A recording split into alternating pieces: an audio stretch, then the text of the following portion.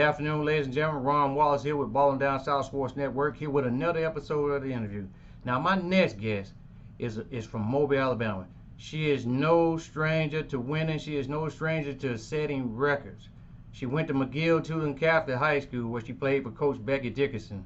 And then she went on to Auburn University, played basketball, but stayed a fifth year to play volleyball. So she was a two-sport athlete. And then in '87, she went over to Bayside, where she started as a PE teacher and a basketball coach, as well as a volleyball coach. She has numerous awards. She's in several Hall of Fames.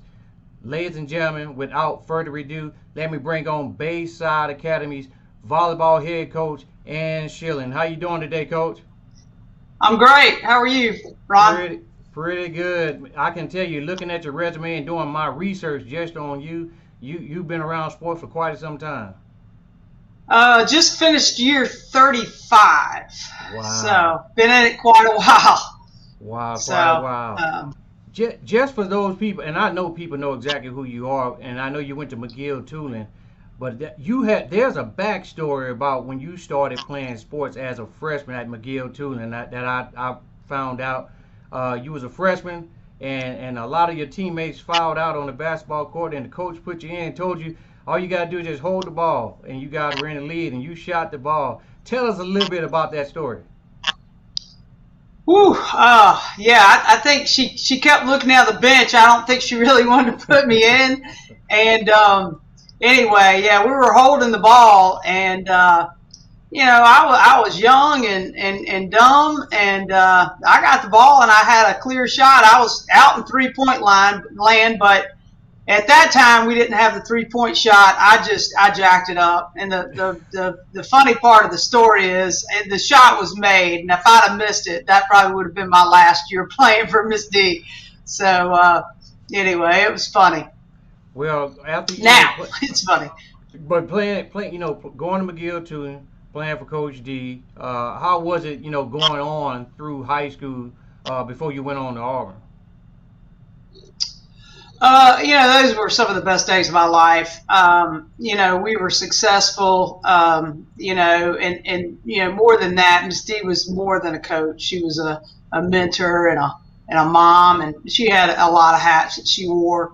And, she meant so much to, I know, a lot of young women and older women, and we've all gone on to be successful. So she did a lot of things right. And like I said, it just wasn't the success. It was the way we did things and the way we carried ourselves. Okay, so you at first you played basketball at Auburn, but you stayed an extra year, a fifth year, to play volleyball. Tell me, why did you do that? Did you still had that urge to play volleyball even though you played 4 years of basketball? I kind of did. The whole time I was there, I loved the basketball, the program, and the girls. Didn't get a ton of playing time, but I learned a lot sitting on the bench. But they were going to reinstate the program, and Joe Champy, who was the basketball coach there, he came up and he goes, you need to play. And he said, I've already talked to the coach, and you need to play. And I was like, okay, let me think about it. It took about 10 minutes, and I was like, yeah, I'll do it. So it turned out to be, a great finale to my career at Auburn. Now, once leaving Auburn, did you come back home immediately to coach? Talk a little bit about that.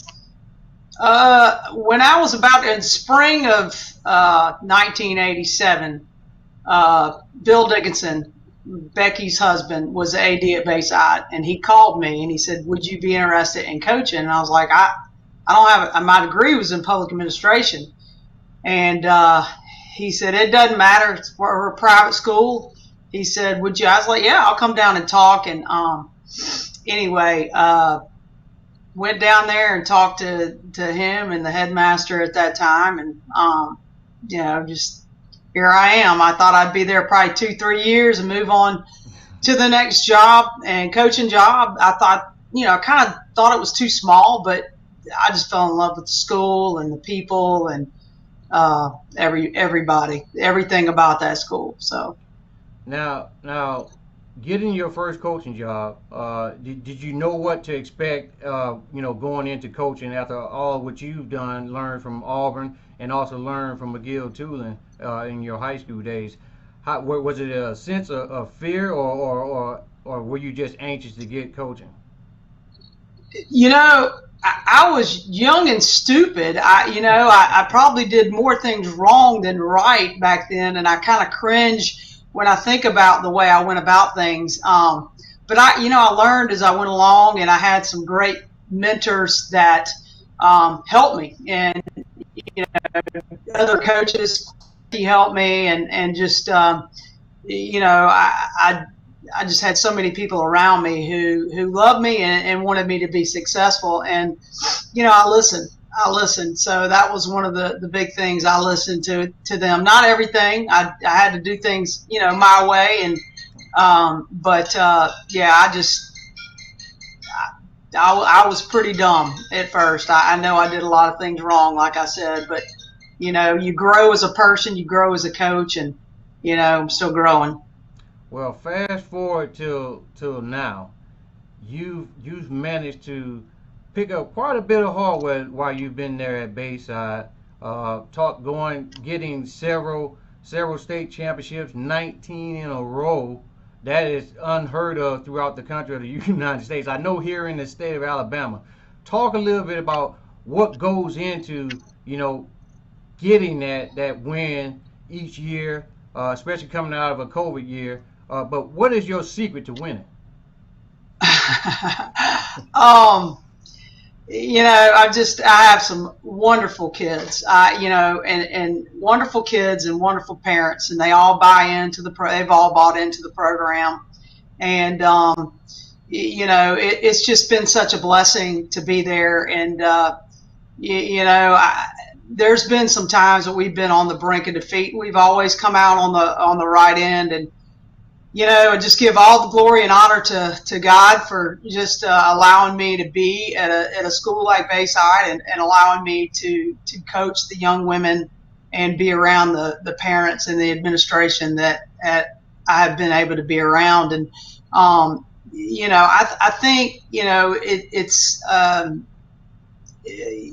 it's about everybody. It's not me. It's so many people who put so much time into this and effort, but we all we give God every bit of the glory, and from the time we step on the court to the time we finish, and that's been our mantra.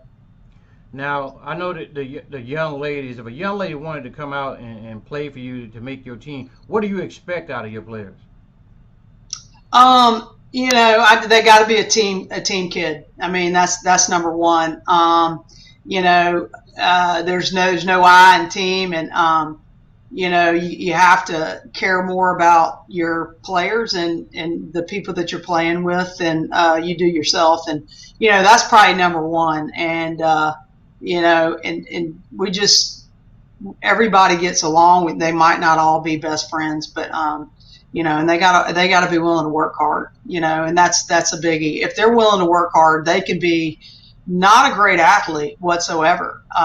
There's just a lot of intangibles that some of my kids have had. They work their butts off, and I'm going, man, that kid's probably never going to see any court time. And then all of a sudden, by the time they're a junior or senior, they're on the court because they have done all those things, and they have to love to play too. Now, what does it mean to you when people tell you, I consider you as a record maker in winning, being one of the winningest coach that I believe is in this country in high school volleyball. What do you think of that when people tell you that? And I know you have to take each day, day by day. You never know, because tomorrow is never promised to you, but being able to accomplish the things that you've accomplished in your coaching career as well as your playing career, what does that mean to you, to your family, and the people that know you? I think other than coaching, I want my players and the people that know me to know me as a Christian first, and what as a Christian. That's it. And all the wins and losses, yeah, it's wonderful. I mean, I'm not gonna lie, it's great. But at the end of the day, I want people to know me for who I am as a person and a Christian. And I have just been very blessed. And God, I feel like God gave me a platform, and I'm trying to use it to the best of my ability in a bunch of other different directions. I mean, about almost 3 years ago, I got diagnosed with stage 4 breast cancer, and my life totally changed since then. And I think I appreciate things. I don't think I do appreciate things a lot more, and I don't take anything for granted. So I enjoy coaching and being around the kids and the relationships even more so than I did. And I truly value all those kids that have come through the program, and nothing makes me happier to see them successful in whatever job that they're holding right now, even if it's, being a mother. We got some of the finest mothers that are stay-home mothers, and I just look and I smile when I see things on Facebook, because they're such great mothers. Now, any of the kids that have came and played for you recently, have you put any help any of them get into college, get scholarships to go on and play volleyball? Oh yeah. I mean, I'll make phone calls. The recruiting world's changed a little bit. It used to be back when I played, the high school coaches had a lot to do with it. It's now more, they get a recruiting service to do it, and usually I'm answering questions just about character and, just work ethic, things like that. But yeah, I would not hesitate, and I don't hesitate to pick up the phone and make some phone calls for my kids. Now you're going into your 35th year, you said? 36, I believe. Ooh, wow, 36 years. Is there retirement coming anywhere anytime soon, or as long as you're able? The day, yeah, absolutely. It's all dependent on God and how long He keeps me here, and but I really have a renewed just sense of enjoyment with it, and I'll do it as long as I can walk in the gym and love what I do and not want, the day that I have to walk in the gym and regret it, or not want to, is the day I'm going to retire. And I hope that never happens. I hope I get to retire just because I want to retire. But I still enjoy what I do a lot, and Now, Coach, you don't been not through. going to put a date. Yes, ma'am. You don't been through But five classifications and being able to win state championships. Now, are they gonna try to move you guys up to 6A if you continue to win? I think all we have to do this season is qualify for the state tournament. We'll be 6A in 2022. Wow. So we're pretty much there. So the blessing is, if you're going to move up, is to win. There's some teams that have to move up just because they made it to the finals or the semis one year and the finals and never won one. At least we're winning and moving up. And we take it as a challenge, and that we just told the kids we're going to see how many we can get, and in each division, and the streak's going to end one day. There's no doubt about it. It's going to end, but it's been so much fun. The run has just been totally incredible. Just kids making some big plays and big moments, and that's what winners do. Now, how many kids you got returning back to you that weren't seniors? Woo! I got 3 returners. Okay. 2 that are 6 rotation kids and 1 that is a 3 rotation kids. So we lost 3.5 rotations on our team. So that's over half. So we've got some work to do, but I like my younger kids that are coming up, and everybody's working hard. So I feel good about this group. So when do you guys start practice or tryouts? We begin summer workouts Monday. Oh, wow. So gave them about a week off after they got out of school. Let them go do what they need to go do, and I encourage them to go and go on vacation. But not more than about a week. I'll get a week. So that usually is the week that a lot of people plan on vacationing. Well, Coach, I know we've been over there and broadcast basketball this season. We're trying to get into the volleyball realm, and we definitely expect to be over there and watch you and your young ladies play. Do you finalized your schedule yet? Yes, we have. So. All right, well, definitely send us that schedule because we definitely want to catch some of your games and highlight some of your kids and your program over there because you guys have a definitely good program there at Bayside Academy there. Absolutely, we'll do it. Thanks for having me, Ron. Oh, yes, sir. And man, one last thing: the kids that are possibly watching this interview, what would you tell a kid that's about to get ready to graduate, or even a junior trying to aspire to go to college? What would you say to those kids right now? On D2. The D1, a lot of kids get caught up with the D1 aspect, and that transfer portal is full for a reason, and put your emphasis on the school and the coach. Can't put too much in. You can actually, if there's some coaches that that are going to be at places usually for a long time if they've been there, but just go to a place that wants you. Sometimes we try to go places that aren't that high on you, and I think you just need to keep your options open and kind of go with your gut and your soul. All right, ladies and gentlemen, Ron Water, ball down south, Bayside volleyball head coach, and Schilling. Thanks for coming on the network today, Coach.